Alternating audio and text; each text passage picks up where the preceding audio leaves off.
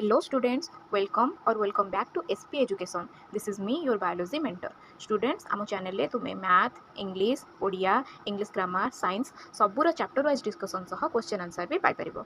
For more information, do like and subscribe our channel and press the bell icon for latest notifications. तो चलंतु आज start करिबा नवम श्रेणी जीव विज्ञान रो जीवकोश और एहार संगठन चैप्टर टी. तो आज जानिबा कि चैप्टर टी रो ना कोन जीवकोश और एहार संगठन सेल एंड इट्स ऑर्गेनाइजेशंस. ए विषय टी हम कोन पढ़िबा कि कोषर गठन केमिति, कोषर कार्यकारिता कौन और कोषर संगठन कौन. जीवकोषर आकार, संगठन और कार्यकारिता संबंध में आलोचना कला बेले आम मनरे स्वतः प्रश्न उठे जीवकोष गुड़िक देखा किपरि. आम प्रथम जानिबा जे कोष कौन. कोष हेउची शरीर गठनगत और कार्यकारी एकक. Cell is the structural and functional unit of our life. यार अर्थ आम शरीर कोष द्वारा ही गठित एवं आम शरीर समस्त कार्य यह कोष द्वारा ही संपादित होता है.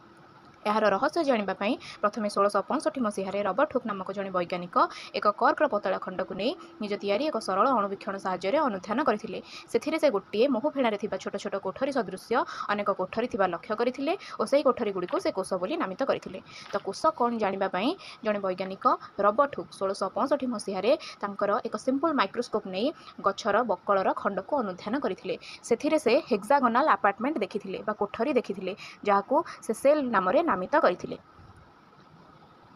तुम्हें गोटे पियाजर एक पतला आवरण बाहर कर अणुवीक्षण साहाय्य अनुध्यान कर. से प्राय एक प्रकार और एक आकृतिर अनेक कोठरी देखा मिल जहाद्वारा पियाजटी गठित.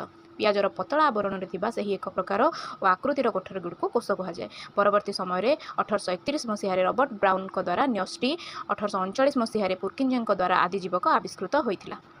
तो तुम्हें मैंने जदि चाहब कि सेल कौन बा कोष कौन देखापी तो तुम विद्यालय थिबा सरल अणुवीक्षण को आनी पियाजर पतला खंड को देखिपार. से एका आकृतिर किछिटा कोठरी सदृश चित्र रहिबो जहाकू तुम्हें कोष बोली कहब.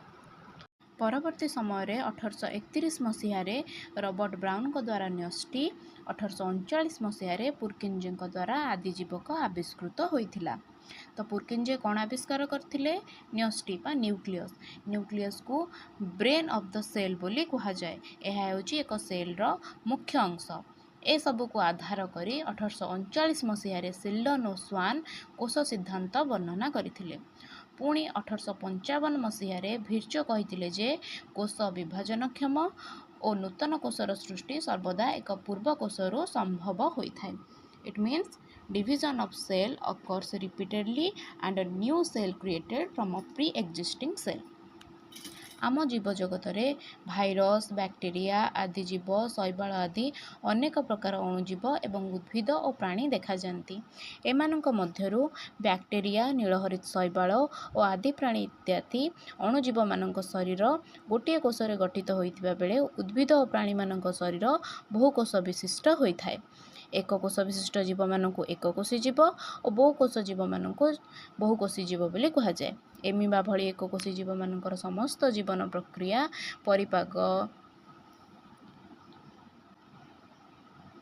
परिपाक, श्वासक्रिया, रेचन, वृद्धि और प्रजनन आदि केवल गोटे कोष मध्य ही समाहित होइतिबा बेले बहुकोषी जीव मानक जीवन प्रक्रिया से शरीर रे थिबा एकाधिक स्वतंत्र धरणर कोष रे तैयारी भिन्न भिन्न टिश्यू और अंग प्रत्यंग द्वारा समाहित होता है. एही कोष मानक गठन और कार्य संबंध रे तुमे माने अष्टम श्रेणी रे सम्यक ज्ञान पाइथिल. वर्तमान सही विषय रे अधिक आलोचना करिबा. तो आमे कौन जानिले? On the basis of number of cells organism मानकू बा प्राणी मानकू दुई भाग रे विभक्त करा जाइछि. एहा हेउछि एककोषी जीव एवं बहुकोषी जीव. जो मानकर शरीर केवल एकमात्र सेल द्वारा ही गठित होता है से मानकू एककोषी जीव कहा जाए.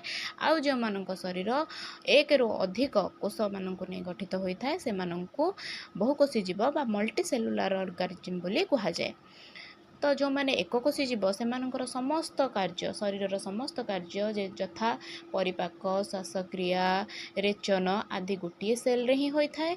एवं जो मानक शरीर एक रु अधिक सेल द्वारा गठित होता है से मानकर कार्य भिन्न भिन्न सेल द्वारा गठित होता है. जेपरिक किसी सेल को नहीं टिश्यू होता है, टिश्यू को नहीं ऑर्गन होता है, ऑर्गन को नहीं ऑर्गन सिस्टम होता है एवं ऑर्गन सिस्टम को नहीं कंप्लीट बॉडी होता है. कोष तो आम पूर्वर जानिले जे कोष हेउची आम शरीरर गठनगत और कार्यकारी एकक.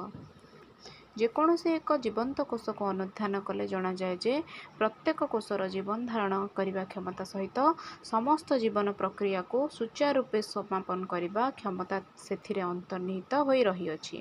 ଏଣୁ କୋଷକୁ ଜୀବନର ମୌଳିକ ଏକକ ବୋଲି କୁହାଯାଏ।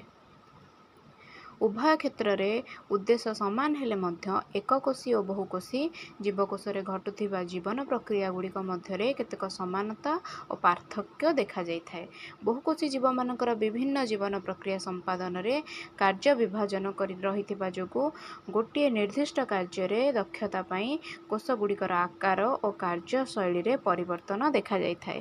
ଉଦାହରଣ ସ୍ୱରୂପ ମାଂସପେଶୀ କୋଷ ଓ ସ୍ନାୟୁ କୋଷର ଅନୁଧ୍ୟାନ କଲେ ଜଣାଯାଏ ଯେ କୋଷ ଦୁଇଟି ଯଥାକ୍ରମେ ଚଳପ୍ରଚଳ ହେବା ଓ ସ୍ନାୟବିକ ଆବେଗ ସଞ୍ଚରଣ କରିବା ପାଇଁ ନିୟୋଜିତ ହୋଇଥିବାରୁ ସେଗୁଡ଼ିକର ଆକାର ଓ କାର୍ଯ୍ୟଧାରାରେ ପାର୍ଥକ୍ୟ ଦେଖାଯାଇଥାଏ। ତ ଆମେ କ'ଣ ଜାଣିଲେ କି ଆମ ଶରୀରର ଆମ ଜୀବନର ପ୍ରତ୍ୟେକ କାର୍ଯ୍ୟ ପ୍ରକ୍ରିୟା ଗୁଡ଼ିକ କୋଷରେ ହିଁ ଅନ୍ତର୍ନିହିତ ହୋଇ ରହିଥାଏ। କୋଷର ସେ କ୍ଷମତା ଥାଏ ସମସ୍ତ କାର୍ଯ୍ୟକୁ ସମ୍ପାଦନ କରିବା ପାଇଁ। କିନ୍ତୁ ଏକକୋଷୀ ଜୀବ ଓ ବହୁକୋଷୀ ଜୀବମାନଙ୍କ କୋଷରେ କାର୍ଯ୍ୟର ବିଭାଜନ ଭିନ୍ନ ଭିନ୍ନ ହୋଇଥାଏ। ଯେପରିକି ଏକକୋଷୀ ଜୀବଟିର ସମସ୍ତ କାର୍ଯ୍ୟ ତାହାର ଗୋଟିଏ କୋଷରେ ହିଁ ସମ୍ପାଦିତ ହୋଇଥାଏ, କିନ୍ତୁ ସେହି ସମୟରେ ବହୁକୋଷୀ ଜୀବର ବିଭିନ୍ନ କାର୍ଯ୍ୟ ପାଇଁ ଭିନ୍ନ ଭିନ୍ନ ପ୍ରକାରର କୋଷ ରହିଥାଏ। ଯେମିତିକି ମାଂସପେଶୀର କୋଷ। ମାଂସପେଶୀରେ ଥିବା କୋଷ ଜୀବଟିକୁ ଚଳପ୍ରଚଳରେ ସାହାଯ୍ୟ କରିଥାଏ। ସେହି ସମୟରେ ସ୍ନାୟବିକ କୋଷ ସ୍ନାୟବିକ ଆବେଗର ସଞ୍ଚାରଣରେ ସାହାଯ୍ୟ କରିଥାଏ।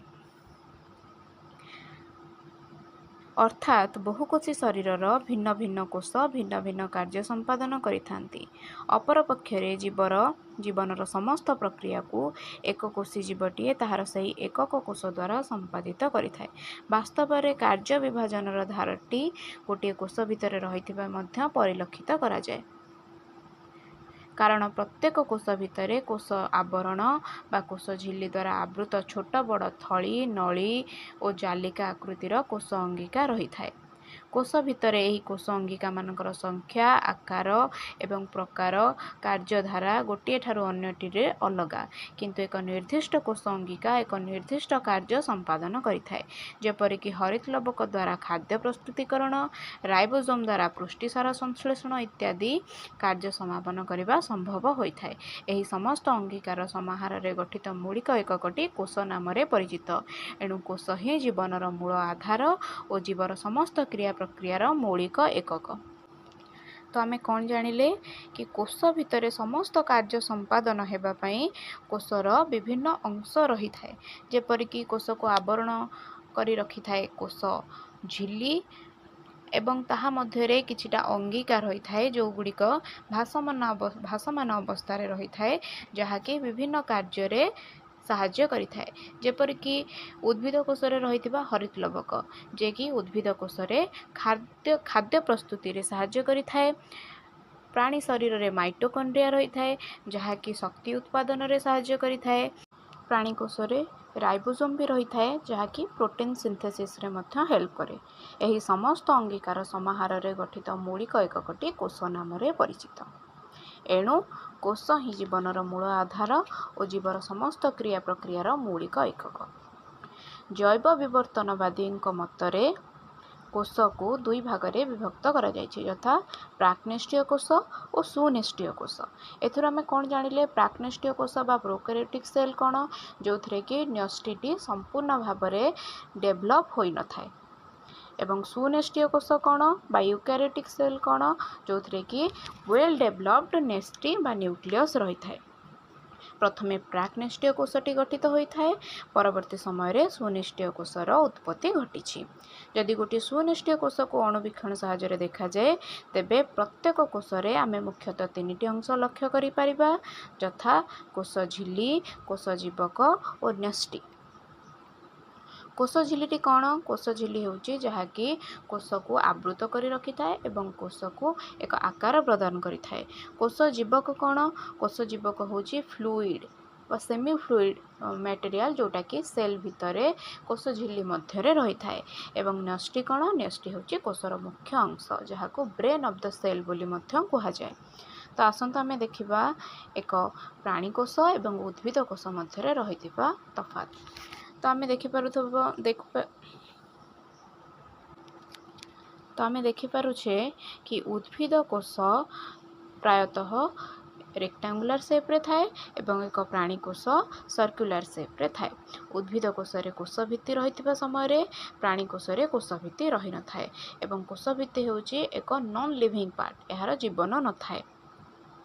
उद्भिद कोष रे रहि थाए कोष भित्ति। उद्भिद कोषर बाह्य आवरणटी हेउची कोष भित्ति। कोष भित्ति मध्य को रही थाए कोष झिल्ली। यह हेउची एक राउंड बा पतला पाइप टाइप रही थाए जो गुड़ा को गोल्गी बॉडी कहा जाए। क्लोरोप्लास्ट रही थाए।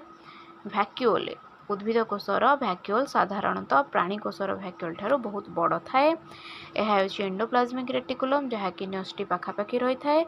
एंडोप्लाज्मिक रेटिकुलम रे लागी रही थाए राइबोसोम जहाँकि प्रोटीन सिंथेसिस रे हेल्प करि थाए। यह हेउची सेल मुख्य पार्ट जहाँ को न्यूक्लियस कहा जाए। न्यूक्लियस मध्य रही थाए न्यूक्लियोलस। यह हेउची माइटोकॉन्ड्रिया जहाँ की शक्ति केंद्र बोली जाना जाए। यह हेउची साइटोप्लाज्म जहाँ की एक semi fluid part of the cell. यह हेउची कंप्लीट उद्भिद कोष। एबे आमे देखिबा प्राणी कोष। प्राणी कोषर बाह्यतम आवरणटी होची कोष झिल्ली। यह मध्य माइटोकॉन्ड्रिया रही थाए जहाँ की शक्ति उत्पादन करि थाए। यह होची सेंट्रियोल। यह होची राइबोसोम। न्यष्टि मध्य रही थाए क्रोमोसोम। एंडोप्लाज्मिक रेटिकुलम न्यष्टि को लागी रही थाए। यह होची न्यूक्लियस। न्यूक्लियस मध्य रही थाए न्यूक्लियोलस। यह होची गोल्जी बॉडी जहाँ की पाइप सदृश आकार रे रही थाए। यह होची वैक्यूल एवं यह होची साइटोप्लाज्म। तो उद्भिद कोषर वैक्यूल प्राणी कोषर वैक्यूल ठारू बड़ थाए। उद्भिद कोषरे सेंट्रियोल न थाए। प्राणी कोषरे सेंट्रियोल रही थाए एवं उद्भिद कोषरे प्लास्टिड रही थाए। प्राणी कोषरे प्लास्टिड रही न थाए। प्रथमे आमे देखिबा कोष झिल्ली कौन बा प्लाज्मा मेम्ब्रेन। आमे जानिले जे कोष झिल्ली उभय उद्भिद कोष एवं प्राणी कोष रे रही थाए किंतु प्राणी कोषर बाह्यतम आवरणटी होची कोष झिल्ली एवं उद्भिद कोषर बाह्यतम आवरण होची कोष भित्ति। कोष भितरे थिबा कोषर विभिन्न उपादान को आवृत करी रखिथिबा आवरणटी को कोष झिल्ली बोली कहा जाए। तो कोष झिल्ली कोष भितरे रहिथिबा समस्त अंगिका को आवरण करिके रखि थाए। एहा छिद्रयुक्त कोष सह जड़ित विभिन्न पदार्थर आदान प्रदान पाई कोष झिल्ली एक माध्यम भावरे कार्य करे। तो कोष झिल्ली छिद्रयुक्त कौन पाई होई थाए? एहा हेउची सिलेक्टिवली परमिएबल अर्थ पारगम्य झिल्ली। आर अर्थ कौन कि एहा देई किछिटा निर्दिष्ट पदार्थर यातायात संभवपर होता है जेपरिक जल CO2 एवं O2 गैस एवं किछि प्रोटीन बा अन्य किछि पदार्थ। तो CO2 एवं O2 अंगारकाम्ल और अम्लजान एहा डिफ्यूजन बा विसरण साहाय्य विसरण प्रक्रिया रे होता है।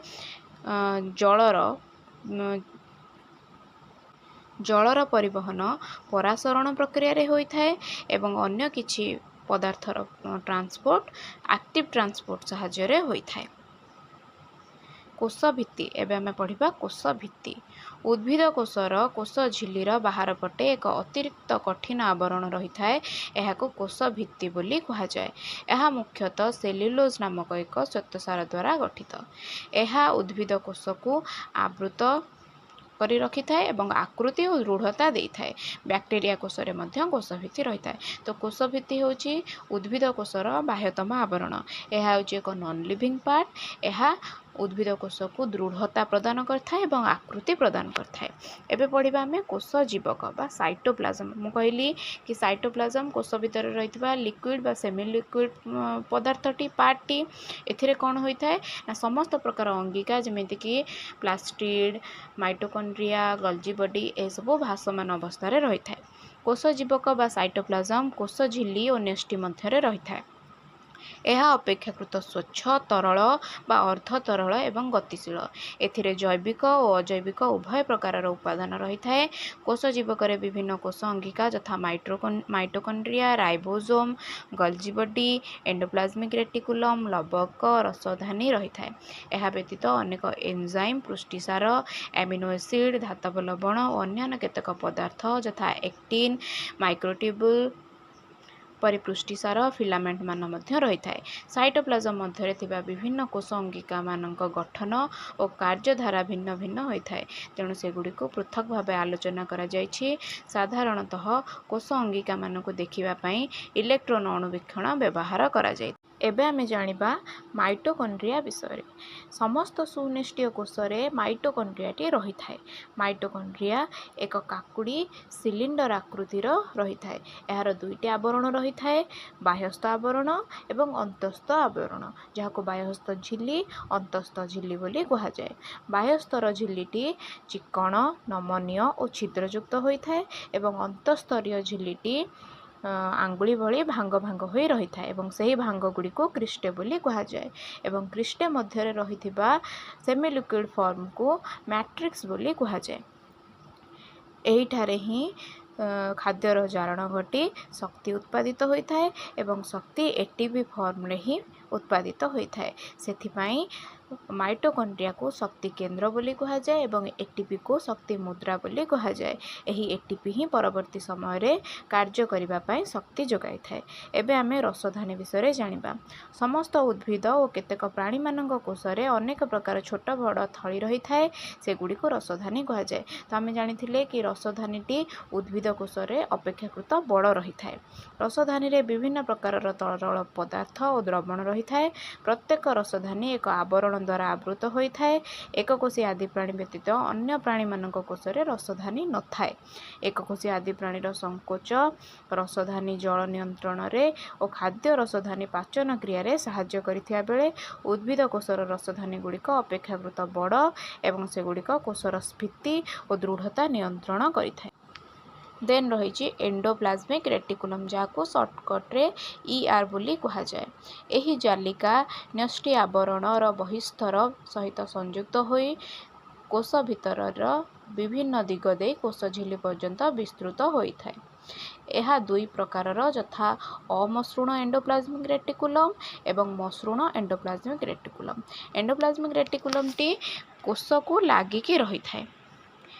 ଏହା ଯଦି ଏକ ପ୍ରାଣୀ କୋଷ ହୋଇଥାଏ ତ ଏହା ହେଉଛି ନ୍ୟୁକ୍ଲିୟସ୍। ନ୍ୟୁକ୍ଲିୟସ୍ର ଚାରିକଡ଼ରେ ଲାଗି ରହିଥାଏ ଏଣ୍ଡୋପ୍ଲାଜମିକ୍ ରେଟିକୁଲମ୍ ଏବଂ ଏଣ୍ଡୋପ୍ଲାଜମିକ୍ ରେଟିକୁଲମ୍କୁ ଲାଗି ରହିଥାଏ ରାଇବୋଜୋମ୍, ଯାହାକି ଛୋଟ ଛୋଟ ବିନ୍ଦୁ ଆକାରରେ ଲାଗି ରହିଥାଏ।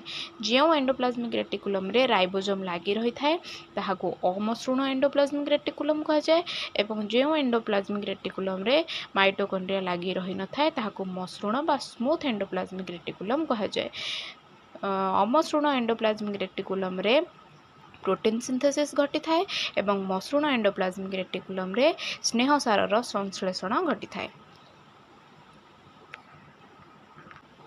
ଏଣ୍ଡୋପ୍ଲାଜମିକ୍ ରେଟିକୁଲମ୍ କୋଷ ଭିତରେ ବିଭିନ୍ନ ସ୍ଥାନକୁ ବିଭିନ୍ନ ପଦାର୍ଥ ପ୍ରେରଣ କରିବା ସହ କୋଷ ଝିଲ୍ଲି ନିର୍ମାଣରେ ମଧ୍ୟ ସାହାଯ୍ୟ କରିଥାଏ ଏବଂ ତାହାକୁ ଝିଲ୍ଲି ନିର୍ମାଣ ପ୍ରକ୍ରିୟା କୁହାଯାଇଥାଏ।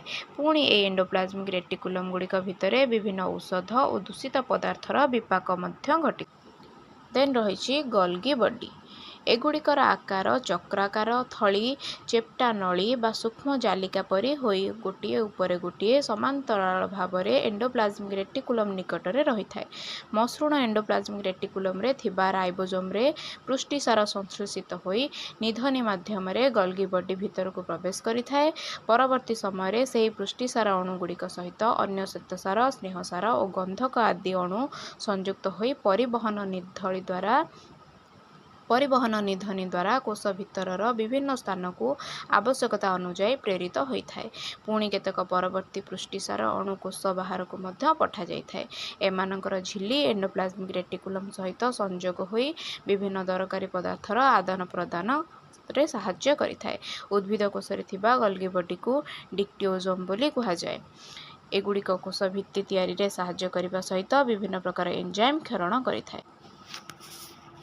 ଦେନ୍ ରହିଛି ରାଇବୋଜୋମ୍। ରାଇବୋଜୋମର ଆକାର କ୍ଷୁଦ୍ର ଦାନା ସଦୃଶ।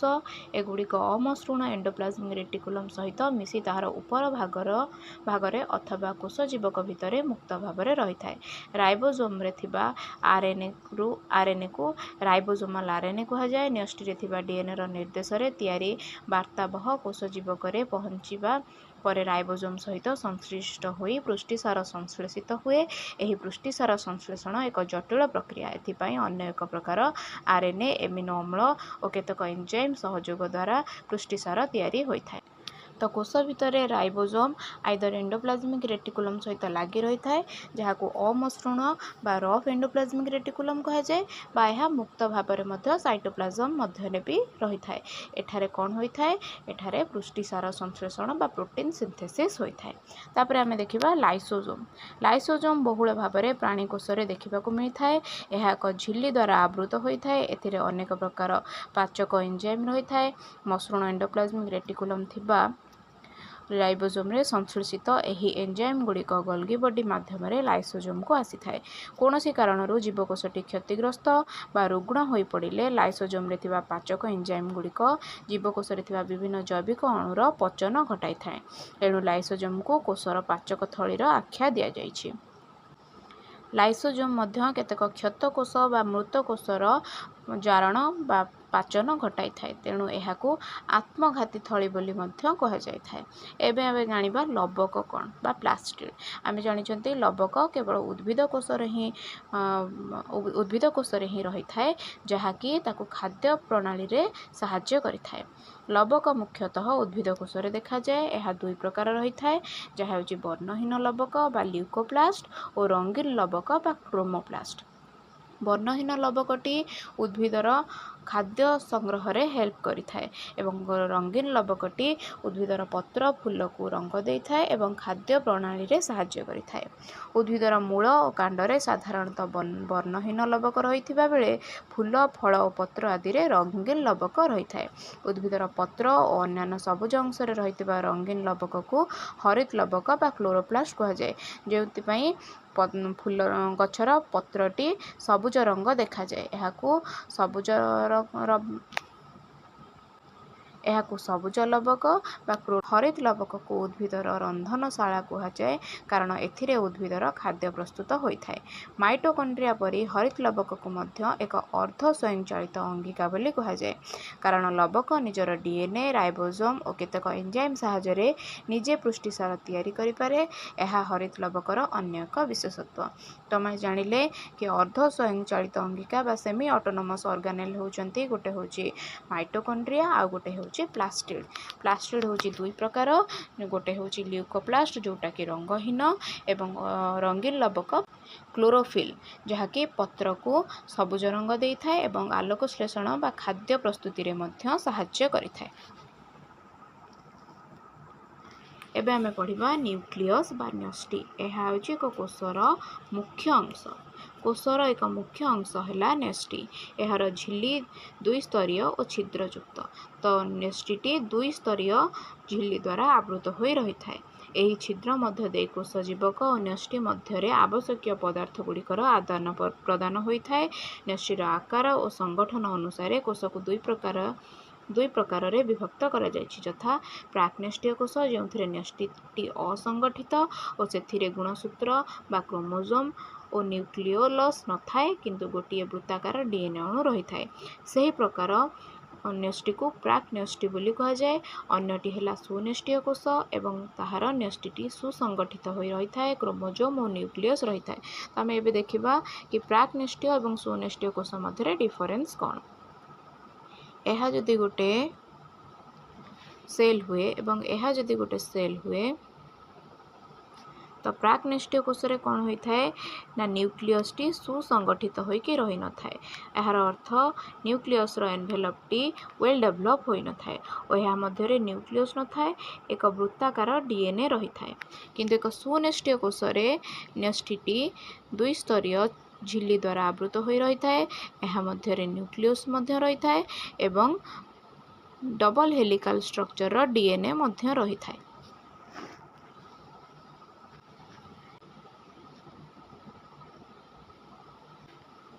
क्रोमोजोम कौन जानिबा। प्राक्निष्ठीय कोषरे थिबा डीएनए अणु क्रोमोजोम किंवा क्रोमोजोम जालिका भाबरे संगठित होई न थाए, किंतु सुनिष्ठीय कोषरे डीएनए अणुगुड़िक क्रोमोजोम भितरे संगठित होई रही थांती। क्रोमोजोम दुईटी एकक सूत्र मध्य थिबा सेंट्रोमियर द्वारा संयोजित होई रही थाए। प्रत्येक एकक सूत्र साधारण भावे डीएनए अणु एवं हिस्टोन प्रोटीन द्वारा गठित होई थाए। डीएनए अणु मुख्यतः तीन प्रकार विभिन्न अणु सहित संयोजित होई गठित होई थाए। एही तीन प्रकार अणुगुड़िक ହେଲା प्रत्येक डीएनए अणुरे थिबा एही पंच अंगारकीय शर्करा गोटे अम्लजान अणुर उपस्थिति रे राइबोज शर्करा एवं अम्लजान अनुपस्थिति रे डीऑक्सीराइबोज शर्करा यथाक्रमे राइबोन्यूक्लिक एसिड एवं डीऑक्सीराइबोन्यूक्लिक एसिड संरचना करि थाए। तो आमे जानिबा कि डीएनए मध्य रहितिबा क्रोमोजोम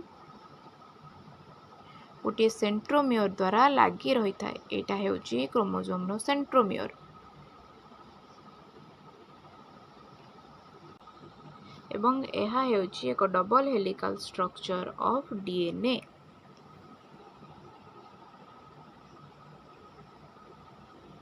एहार मुख्यतः तीनोटी अंश रही थाए, यथा pentose sugar, nitrogenous base and phosphate. एही पेंटोज सुगारटी अम्लजानर उपस्थिति रे राइबोज सुगार रे कन्वर्ट होई थाए एवं अम्लजानर अनुपस्थिति रे आइदर आरएनए और डीएनए रे कन्वर्ट होई थाए। जबक्षारीय क्षारक प्राय 4 प्रकारर क्षारक को नै गठित होई थाए। सेगुड़िक ହେଲା आडेनाइन, गुआनाइन, साइटोसिन, थायामिन। प्रत्येक डीएनए अणु एही 4 प्रकार क्षारक को नै संगठित होला बेले आरएनए रे थायामिन क्षारक बदल रे यूरासिल नामक अन्य एक क्षारक सह संगठित होई थाए। जो एकक सूत्र रे पंच अंगारकीय शर्करा एवं जबक्षारीय क्षारक को नै गठित होई थाए ताहाकू न्यूक्लियोसाइड बोली कहा जाए। न्यूक्लियोसाइड सह फॉस्फेट संयोजित हेले एहाकू न्यूक्लियोटाइड बोली कहा जाए। जीवर प्रत्येक कोष रे एक निर्दिष्ट संख्यक क्रोमोजोम थाए और सही संख्या को द्विगुणित और अगुणित भावरे धरा जाए। द्विगुणित क्रोमोजोम संख्या कायिक बा सोमाटिक कोष रे रहिथिबा बेले एक गुणिक क्रोमोजोम संख्या जनन कोष मानकरे रही थाए। तो आम शरीर रे 22 जोड़ा ऑटोजोम रही थाए एवं एक जोड़ा सेक्स क्रोमोजोम रही थाए। ऑटोजोम गुड़िक सोमाटिक सेल रे रहिथिबा समय रे सेक्स क्रोमोजोम गुड़ाक जनन कोष रे रही थाए, जहाँकि फीमेल बॉडी रे XX रही थाए एवं मेल बॉडी रे XY रही थाए। क्रोमोजोम रो आकार विषय रे ज्ञान आहरण पई आमको कोषर समविभाजन किंबा अर्ध विभाजन को निरीक्षण करने को हेबो, कारण एही विभाजन समय रे ही क्रोमोजोम गुड़िक कुंतलन होई स्पष्ट भावरे देखा जाती। कोष विभाजन मेटाफेज अवस्था प्रत्येक क्रोमोजोम को लक्ष्य कले जना जाए जे सेथिरे 2टी लेखाएं क्रोमाटिड रही थाए। एही 2 क्रोमाटिड विशिष्ट क्रोमोजोम केवल कोष विभाजन रे ही परिलक्षित होई थाए। क्रोमोजोम केंद्रर अवस्थिति अनुसार क्रोमोजोम को विभिन्न प्रकार रे विभक्त करा जाय थाए। क्रोमोजोम रो अग्रभाग को टीलोमियर बोली कहा जाए। टीलोमियर जोगु गोटे क्रोमोजोम अन्य एक क्रोमोजोम सहित जोड़ी न होई नेस्टी भितर अलग होई रहिबा संभवपर होई थाए। आमे एक गुणसूत्र को देखिबा बा क्रोमोजोम को देखिबा तो यार मध्यवर्ती अंशटी को आमे सेंट्रोमियर बा केंद्र बोली कहा जाए, क्रोमोजोम रा केंद्र बोली कहा जाए। एवं क्रोमोजोम को जदि 2 भाग रे विभक्त करिबा ताहले गोटे पार्ट को आमे क्रोमाटिड बोली कहिबा एवं क्रोमोजोम रो अग्रभाग को टेलोमियर बोली कहिबा। एबे आसंतु आमे किछिटी पार्थक्य को देखिबा। प्राक्निष्ठीय कोष और सुनिष्ठीय कोष मध्य पार्थक्य देखिबा। आमे जानिछंती जे प्राक्निष्ठीय कोष रे न्यष्टिटी सुसंगठित होई रही न थाए, सुनिष्ठीय कोष रे न्यष्टिटी सुसंगठित होई रही थाए। प्राक्निष्ठीय कोष कौनसी झिल्ली आवृत कोष अंगिका न थाए, जेहेतु प्राक्निष्ठीय कोष रे न्यूक्लियस रे मध्य मेम्ब्रेन न थाए, तो सेथिरे कौनसी मध्य अदर ऑर्गेनेल प्रेजेंट न थाए। समस्त कोष अंगिका सुनिष्ठीय कोष रे समस्त कोष Angika mitochondria, Golgi body, endoplasmic reticulum इत्यादि झिल्ली द्वारा आवृत और सुसंगठित। ପ୍ରାକ୍ନେଷ୍ଟିୟ କୋଷ ନ୍ୟଷ୍ଟିଟି ସୁସଂଗଠିତ ନୁହେଁ। ସୁନେଷ୍ଟିୟ କୋଷ ନ୍ୟଷ୍ଟିଟି ସୁସଂଗଠିତ। ପ୍ରାକ୍ନେଷ୍ଟିୟ କୋଷ ନ୍ୟଷ୍ଟି ଝିଲ୍ଲି ନଥାଏ। ସୁନେଷ୍ଟିୟ କୋଷ ନ୍ୟଷ୍ଟି ଝିଲ୍ଲି ଥାଏ। ପ୍ରାକ୍ନେଷ୍ଟିୟ କୋଷ କେବଳ ଏକମାତ୍ର ଗୋଲାକାର DNA ଅଣୁ ଥାଏ, କ୍ରୋମୋଜୋମ୍ ନଥାଏ। ସୁନେଷ୍ଟିୟ କୋଷ ଏକାଧିକ ରୈଖିକ DNA ଅଣୁ ଥାଏ, କ୍ରୋମୋଜୋମ୍ ଭିତରେ ସଂଗଠିତ ହୋଇ ରହିଥାଏ। ତ ଦେଖିବା ଏହା ହେଉଛି ଗୋଟେ ପ୍ରାକ୍ନେଷ୍ଟିୟ କୋଷ ଯାହାର ନ୍ୟଷ୍ଟିଟି ସୁସଂଗଠିତ ହୋଇ ରହିନଥାଏ, ନ୍ୟୁକ୍ଲିଓଲସ୍ ମଧ୍ୟ ନଥାଏ ଏବଂ ଗୋଟିଏ ସର୍କୁଲାର DNA ରହିଥାଏ। ଏହା ହେଉଛି ଗୋଟେ ସୁନେଷ୍ଟିୟ କୋଷ ଯେଉଁଥିରେ କି ନ୍ୟଷ୍ଟି ବା ନ୍ୟୁକ୍ଲିୟସଟି ଏନଭେଲପ୍ ଭିତରେ ଥାଏ, ଝିଲ୍ଲି ଭିତରେ ରହିଥାଏ। ଏହା ମଧ୍ୟରେ ନ୍ୟୁକ୍ଲିଓଲସ୍ ମଧ୍ୟ ରହିଥାଏ, DNA ମଧ୍ୟ ରହିଥାଏ ଏବଂ କ୍ରୋମୋଜୋମ୍ ମଧ୍ୟ ରହିଥାଏ ଏବଂ ଅଦର